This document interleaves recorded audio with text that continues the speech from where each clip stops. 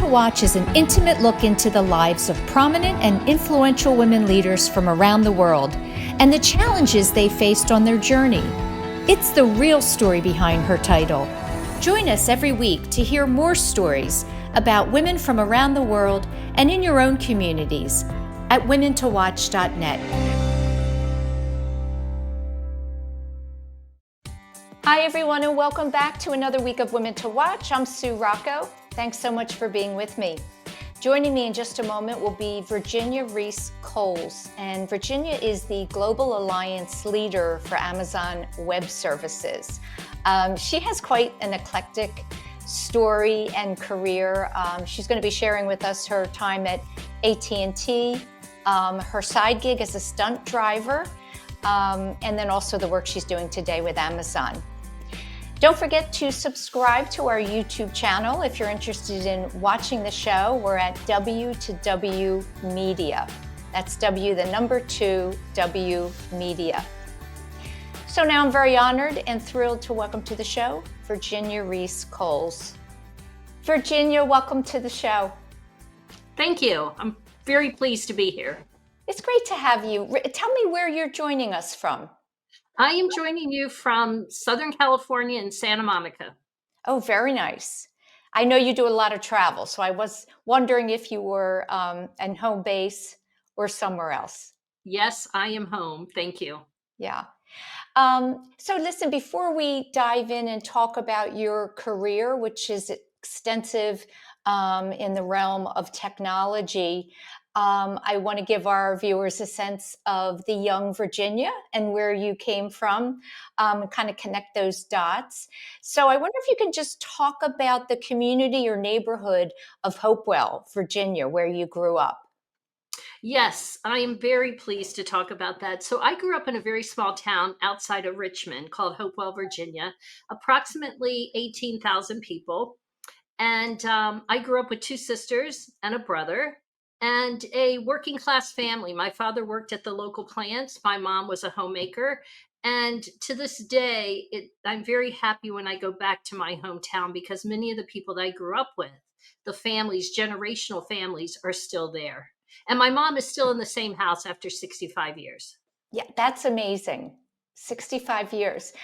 Something about your mom that I think is very cool is that she went and got a nursing degree at age 56.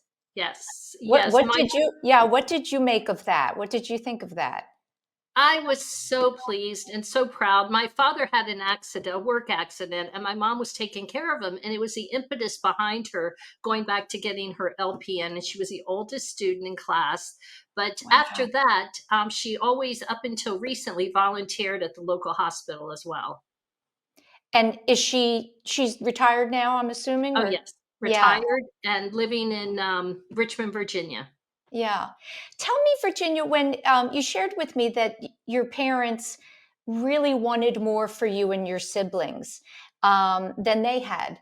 And did you feel as though there was pressure on you you and your brothers and sisters to be as successful as you are today? Did mom and dad talk to you about that, or was it just something that was understood? It was just understood. We never, all 4 of us, we never really had the pressure that we had to go out and be successful in that term. What we were taught is you go out and you do the best that you can do and you work hard for a living. And inevitably, the working hard that we learned from our parents allowed all 4 of us to be quite successful in the fields that we chose. You were quite active as a young girl, involved in a lot of things. Tell me, a little bit about your high school years and how busy you were. What were you doing at that time? Well, in high school, I was busy on 2 fronts. One, I was a cheerleader, but other than that, I was in the Beta Club and student government. We have a very tight community in Hopewell. And so it was really just participating so that everybody had fun. So whether it was bonfires or actually, we were quite unique in that we had sororities and fraternities in high school. So that took up a lot of our time. They were mainly for philanthropy even back then. We would raise money for certain organizations. I also did a stint where I was very interested in writing. So I was the Richmond Times Dispatch junior correspondent. So I would write articles about our community. And at that time, I know that you had an aspiration to work at the White House. And I wasn't clear on when that came to be and where that came from. Well, it was interesting. So I went to school at James Madison University, and during senior year, a lot of my peers were going to IBM or Xerox at the time. And all I wanted to do was work at the White House in the press office. Why? I think it just was the ability to write and to be involved in a little bit more activity. Growing up in a small town, I wanted to go to the big city. So I wrote a letter. I got an interview, drove my 1969 Toyota up to the White House, had an interview in the old executive office building, which is adjacent to the White House, and I was hired. Unfortunately, Reagan was shot in March of that year, and I got a letter back saying that your job will not be able to move forward. However, would you be willing to work for David Stockman in the management and budget office? I'm like, absolutely. At that time, I was like, yes. So I had an opportunity to start my career at the White House. And when you think back at that time, he was a representative from Michigan. That must have been exciting. Wh- Oh, it was amazing because yeah. at that time you actually did have access into the West Wing, and you had access to seeing the president and the vice president. And to me, it was so exciting. And I'm like, this is what I really want to do. I want to be involved in something big. However, I realized very early on that you don't make a lot of money in government, and I had student loans, and there were things that I needed to do. So although it was short lived, it was very, very beneficial for me in laying the groundwork of not only working hard because you work long hours, but also just to be in the mix of seeing how government works. Virginia, I know that you went to school, James Madison. You got your business degree and also an MBA from Smith College. Your first job out of school was ITT World Communications. Tell me how did that opportunity come about, and was that your introduction to the world of technology? Well, every day I'd walk by the ITT building on my way to the White House. And back in those days, they used to have a red phone in the window. And when it was lit, it meant that there was communication between the US and Russia. And I was fascinated by that. So every day I would walk by. And one day I just decided to go in and apply. And I happened to go in and I met a very nice gentleman named Tom Barnes, who actually took me up to one of the managers and asked if there was a job. And they asked me, "Do you know how to do telex?" And I'm like, "Yeah, sure." And I'm thinking, I didn't really know what telex was at the time, but came back the next week and I got hired in a telemarketing room. And my shift was 11 to 7, handling West Coast hours. And it was the most fabulous opportunity. I couldn't imagine a better opportunity just starting a career. Were there a lot of women in the company? Well, at that time in the telemarketing room, there were about six. I was there for 10 months and I got promoted, and the choice was either Chicago or LA. And I'd never been off the East Coast. So I said, "Oh, I'll go to LA." And at that time, there were four women in the company. So it was a very interesting time. It sounds to me as though you had a lot of confidence. There were a couple things that you just shared where you just took action, you wanted something and you just did it. Writing the letter, to the White House, walking into this company and asking for a job. Where did that kind of confidence, self-esteem come from? I think it boiled down to I realized how hard my parents worked to make sure that we all had an education. And once I was out of school, I just felt I needed to pursue making money and doing well and making them proud. And so that's really the impetus behind that is I just needed to continue to push. And would you say that that is behind your drive throughout your career? Kind of wanting to make your parents proud. I think it was to start, and I knew very well that they were very proud of me and all my siblings. But I think once you get started, and like I said, we only had 4 women in the sales organization at the time that I started. So it was just, I was very lucky I had success early on, and I was driven to achieve certain things like President's Club. And every year we go to a different country. Those are things that I would strive for every year. I want to be the best manager. I want to be the best employee. I want to make the most money. And it really, working hard fulfilled a lot of things I wanted to do. Travel. I was on the West Coast. And in order to go back to the East Coast where my family was, a lot of times I was afforded those opportunities because I won awards or I was able to train other people. So it really was a self fulfilling prophecy on working hard. I know that you had an opportunity to do significant international travel throughout Asia, Hong Kong, Thailand, Japan, China. What did you learn from that travel? What surprised you? What did it teach you about life here in America? Well, going to California first from Virginia was a big eye opener. I mean, little things like we never saw avocados when I was growing up. Of course, you go to California and you see that. So you see a lot of things traveling just within the U.S. But when I had an opportunity to do a 4 month training opportunity um, with AT&T, it afforded me the opportunity to see cultures I had never seen. I'd read about and I was always interested in, but I got to experience it. And it continues to be eye opening. I just recently got back from Riyadh last week, and I am continually amazed at not only the progress in certain countries, but also the cultures. And I find these cultures to be very fascinating to me.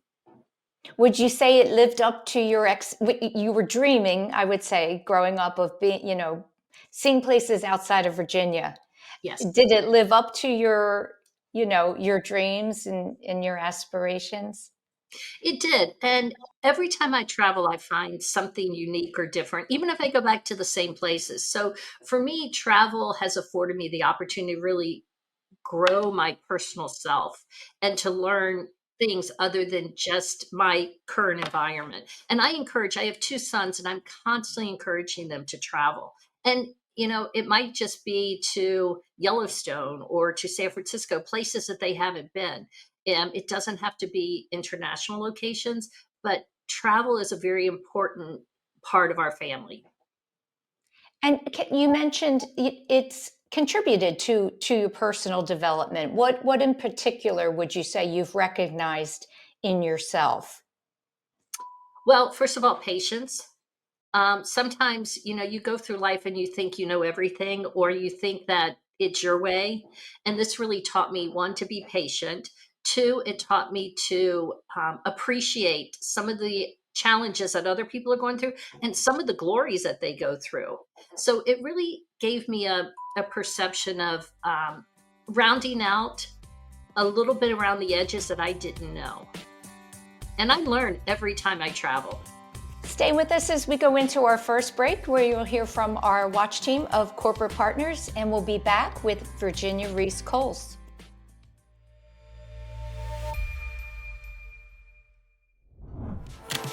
As a female-led organization, you have to bring it every single day.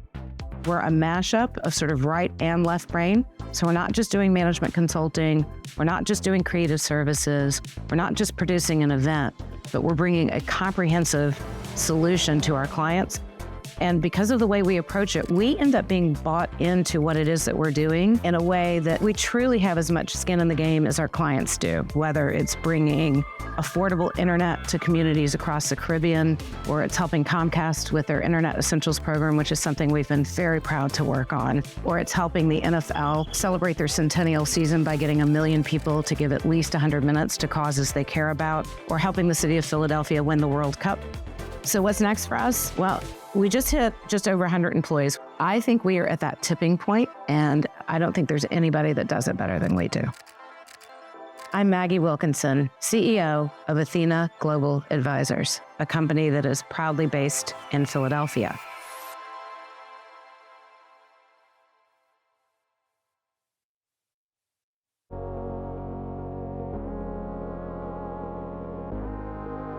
Ladies, I'm Tiffany Curtin, a financial professional with more than 25 years of experience serving successful women, families, and businesses.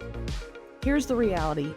You don't have to be the one managing your family's finances to take ownership of your future. But if you want true confidence about how everything is going to play out, you do have to take part in the process. That doesn't mean digging into the weeds of your finances when you don't have the time or desire. It means elevating your awareness of your own circumstances. It means having the bigger conversations so you're empowered when you need to be. Let's bring confidence to your family's future without overwhelming your time. Call my cell at 903-520-2709. That's 903-520-2709. Or visit Johnson Financial Group on our website, www.jfg.cc. Not .com, www.jfg.cc.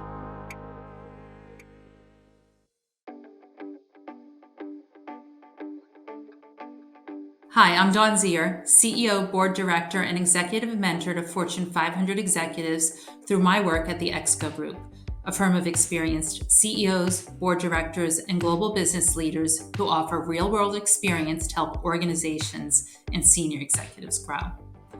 At some point early on in your life, you've likely been asked, what do you want to be when you grow up? Some of us know right away, but most of us don't know exactly what we want to do and change our mind multiple times throughout our lives, and that's perfectly okay. Take me, for example. When I look at my career, it's been a nonlinear journey and chock full of reinventions. First, I was an engineer, then I switched to marketing. I worked at a phone company, a bank, ran international for a media company, became a CEO of a health and wellness company, and now serve on multiple boards across various industries. Which brings me to one of the biggest lessons I've learned. For many successful people, their career is not a straight line. Let each chapter, each role inform the next, and don't be afraid to pivot. Also, remember that one often needs to make lateral moves rather than take a promotion to prepare for upward mobility. No experience is wasted, and every position you find yourself in is an opportunity to learn, to figure out what you want to do, and perhaps even more importantly, what you don't want to do, and also to define where your true passion lies. Please follow me on LinkedIn at Dawn Zier, and if you're a senior executive looking to grow in your career, visit excoleadership.com to learn more. Welcome back to the show. Thanks so much for being with me. Joining me this week is Virginia Reese Coles. And Virginia, I kind of hinted at something that you do on the side that I found so interesting. And I, of course, want to know how you got into it. You were a stunt driver for 25 years and a member of SAG. How did that come to you? Well, crazy story. I lived in an apartment, and one of the gentlemen that lived on my floor, at that time I was traveling pretty excessively, so I did not know a lot of people in my building. And my neighbor came to me one day and said, "Hey, I have a driving team. I need a driver. Are you around this weekend?" And I'm like, "Yeah." And he said, "Well, do you mind driving? You don't have to do anything. I just need another person." I'm like, "Yeah, sure." Again, I found this fascinating. So I went to the set, and being in California, entertainment is so big, and I was always on the fringe of being a fan. I loved movies. So the opportunity to be on set was amazing. And at that time, he had 50 drivers. So I was in the back and didn't really drive at all that day. And then the next day he said, "Oh, can you come back? I need you again." I'm like, "Yeah, sure." Well, after 3 days, he's like, "Well, now you have to join SAG." I'm like, "Oh my gosh, that's fabulous." So fast forward 50 films. I've done, probably 30 commercials. So I have worked with him over the last 25 years driving, and he has a precision driving team, which is a behind. So the picture car is the car that crashes. And so these are drivers behind that do near misses and things like that. That's the part of the team that I'm on. And so I've been able to work with him for over 25 years, and I love it. So without any experience or racing under your belt? Exactly. And he's taught me the business. So I was very fortunate because many times he'll put me as a first carve so he can sit in my car and we can go over certain things. He's brought me up to the camera to teach me camera work. So I'm very pleased. Bill Young has been a great mentor to me in this industry. Wow. And how about is there a particular celebrity you may have met throughout these years doing that? Well, my favorite, I've done pretty much all the Mission Impossibles, but I did have an opportunity. First of all, you normally work at night in LA because you can't get the freeways. So it's Okay. night work. And so I had the opportunity to meet Tom Cruise many, many times, true Wow. professional. And it was a pleasure working on those films. I have a feeling you have a lot more stories in there about about Oh, that that we can't get into in this interview, but yes. perhaps at a later time. I want to talk to you about Eritas AI. Am I pronouncing that right? So you Yes. co-founded Eritas AI, and tell me when did you start that and why? So I worked for AT&T for 25 years and basically retired during a reorganization. And from that, I consulted to Sony on global infrastructure.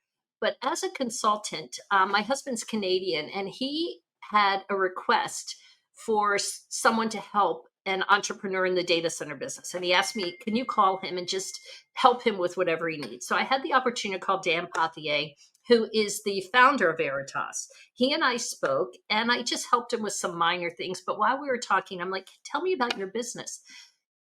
He is one of the smartest guys I've ever met. And basically, Eritas is a sensor tech company. It's an IoT platform that ingests data from sensors into machine learning and AI in order to provide predictive analysis for business to be able to make decisions.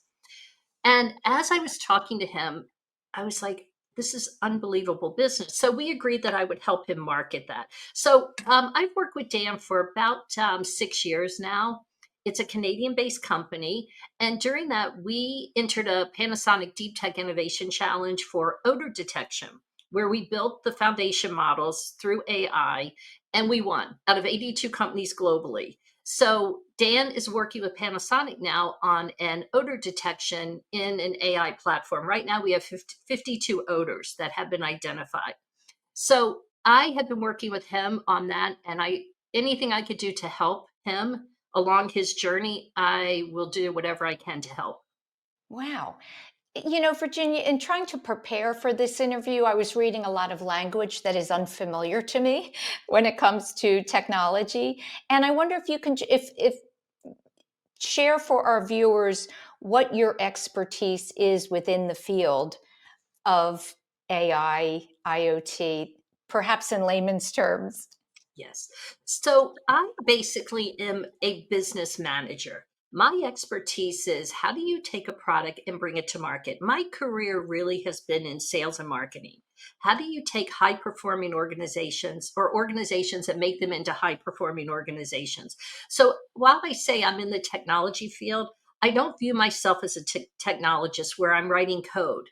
But what I am very good at is helping an idea go from fruition to market to success, be it a product or be it a service.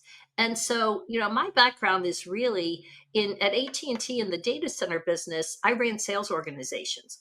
So how do we take the data centers and market to corporations so that they have the confidence of putting their data in this facility?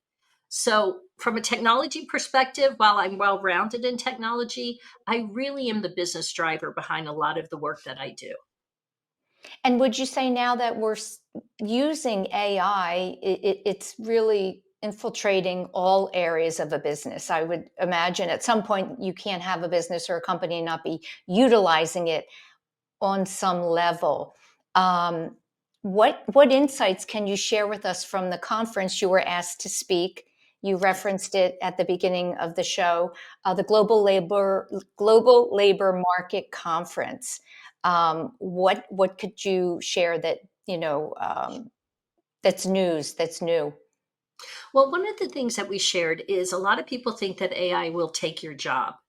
And, there are pros and cons to both. I actually think AI will augment workers and that we will find ways to do things better and differently, but not necessarily replace our jobs. in total. What I am particularly interested in is how do we bring women into the fold? And how do we make sure that we are training women to be not only in um, the STEM arena, but also in the thinking arena, because we will have AI that will be a tool for us, but we still need the human interaction in order to do business.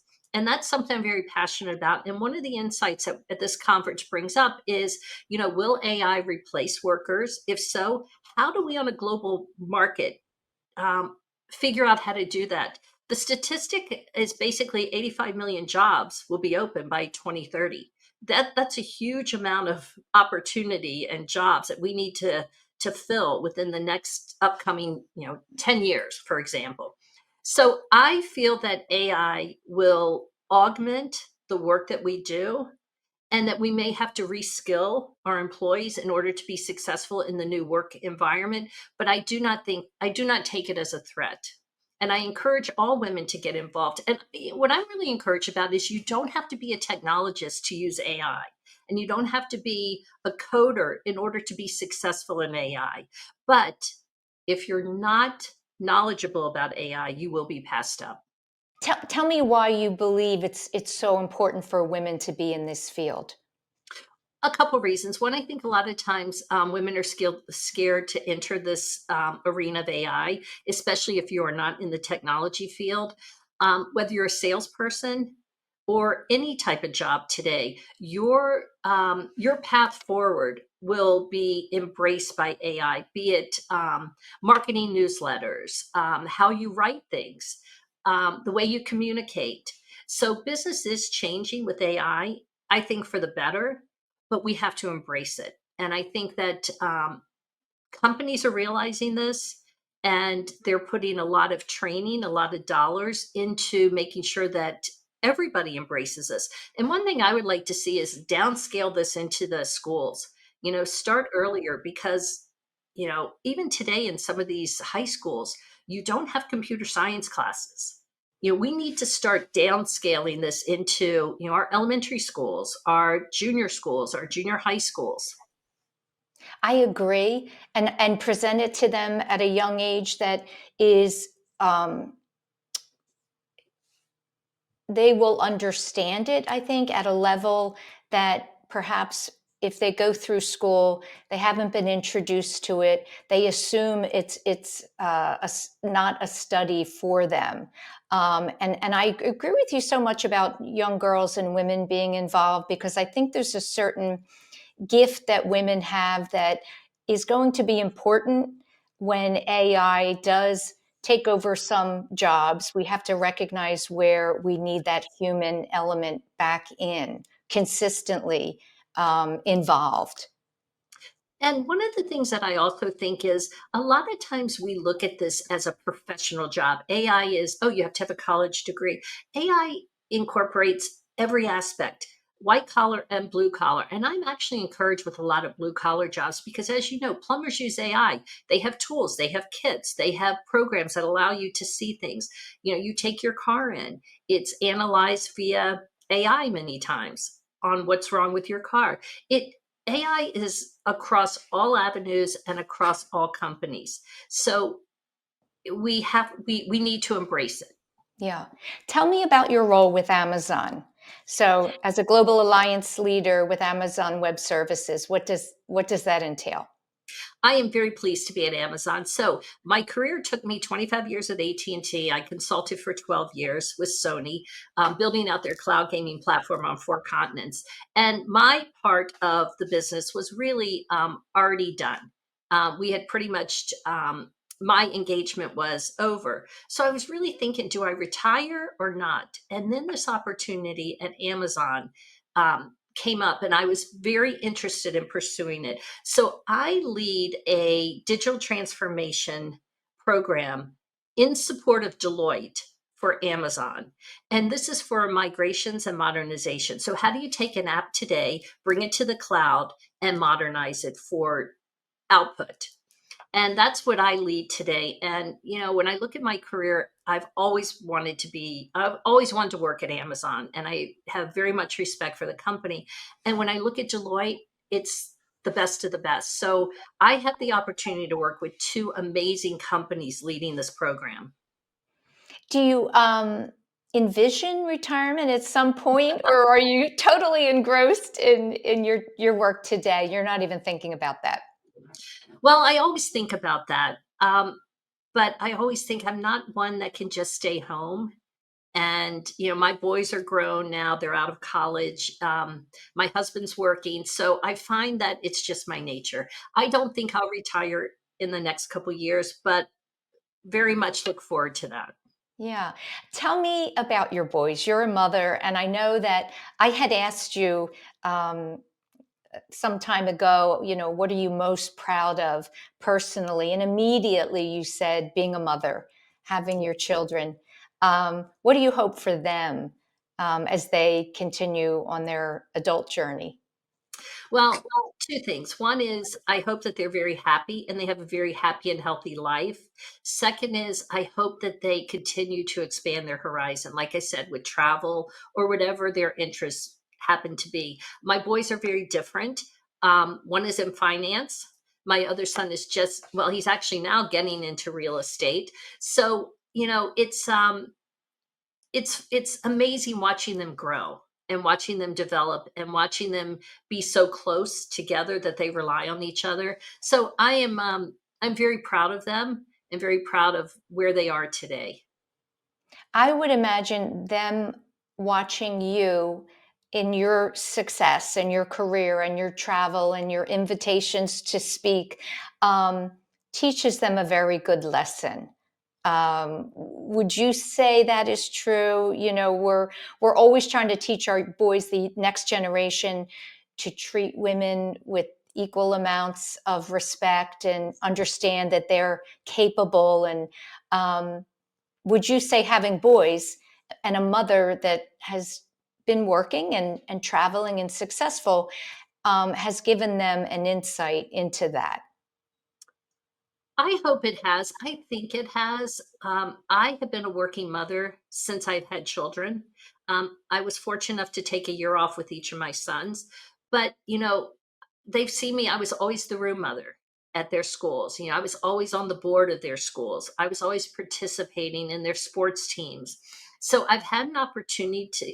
I've been very fortunate throughout my career that I've had the best of both.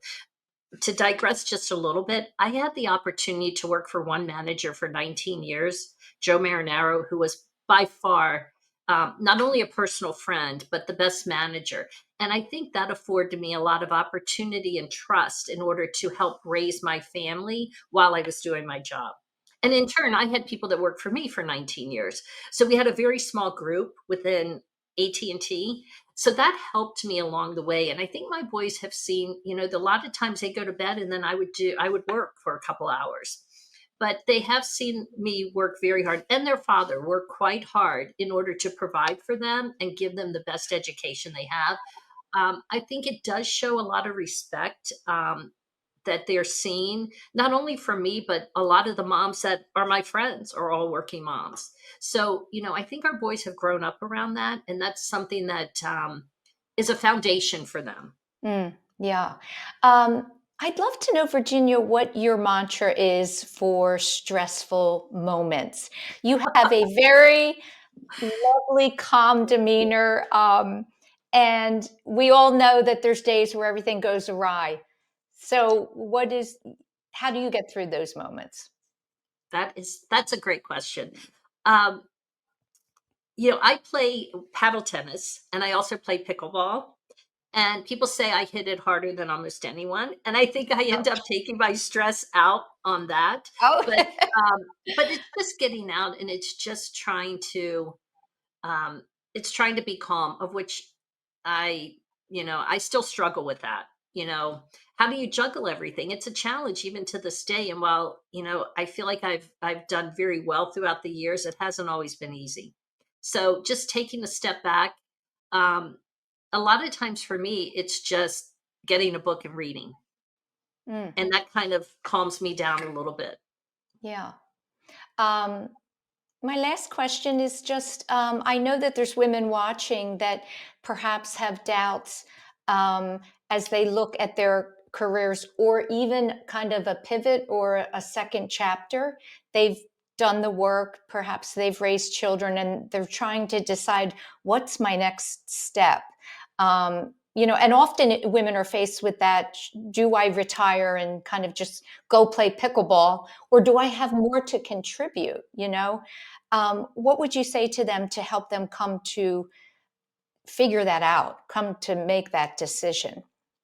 Well, I would encourage them, if they wanted to get back in the workforce, that there are jobs available. One thing that we struggle with in many small businesses is the nuance of the young employee versus maybe the wiseness of an older employee. And, we're seeing that as an issue across many, not just in small and medium businesses, but also across corporations, in that, we have great technical workers, but are they critical thinkers? And there are a lot of moms that are out there that are really smart, critical thinkers. And I would challenge to say, and probably best in logistics, trying to get kids around and, Yes.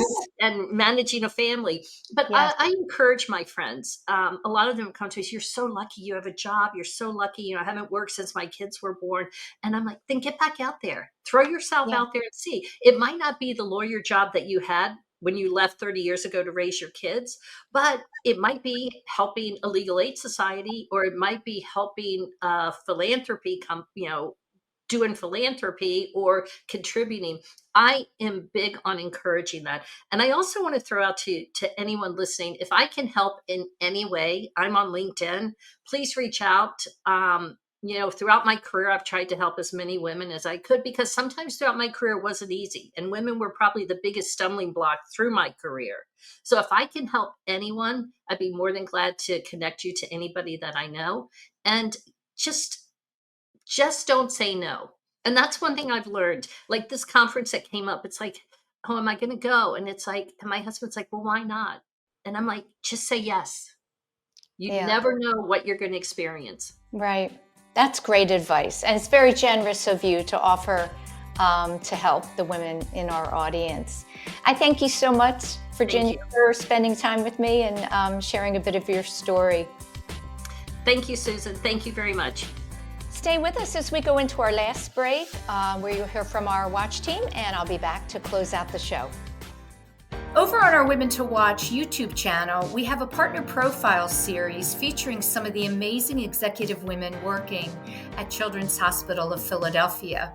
Our latest installment features Dr. Susan Firth. Here's an excerpt from our latest conversation. The goal, I would say, of CHOP is for every child to have a chance at a healthy future. And how does the Research Institute specifically support and help in that goal? One of our strategic imperatives as an enterprise is to really promote research-driven precision medicine, so diagnostics and therapeutics that are really tailored to an individual's circumstance. And I always add to that research-driven precision medicine that this has to be research-driven precision medicine for everyone. So we've invested in programs around health equity research methods and making sure that as we are pursuing our research and discovery, that we're thinking about how our questions apply to different populations, whether it's where they live, if they're rural or urban, or what their social determinants of health are. So we're trying to incorporate thinking broadly about improving child health to all populations. So we want to help children who are around the world and also in our backyard. To learn more about Dr. Susan Firth, head over to our Women to Watch YouTube channel for the full interview.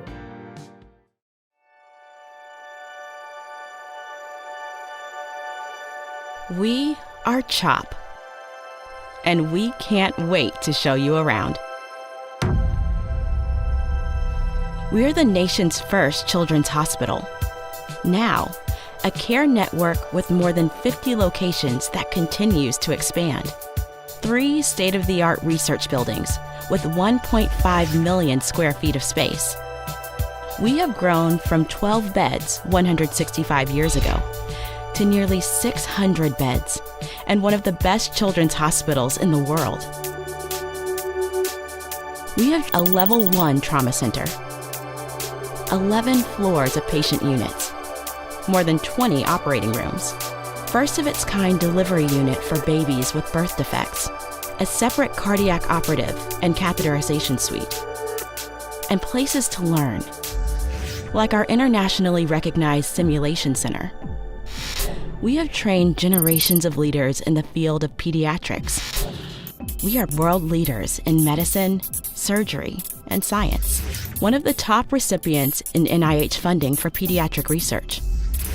In this building, pioneers in CAR T therapy, mitochondrial disease, brain tumors, hyperinsulinism, and other rare diseases. Here, groundbreaking work in fetal surgery, genetics and genomics, and neurology. In our newest building, leaders in social determinants of health, clinical informatics and epidemiology, autism, trauma and injury prevention. Our patients come from every state and 115 countries.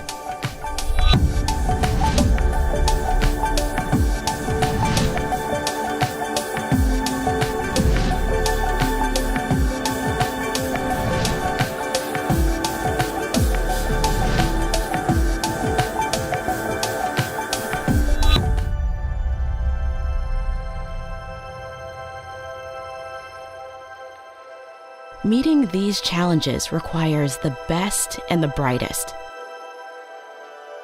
We are passionate about pediatrics. We are motivated to make a difference in the world and in our community. We are a team. We are CHOP.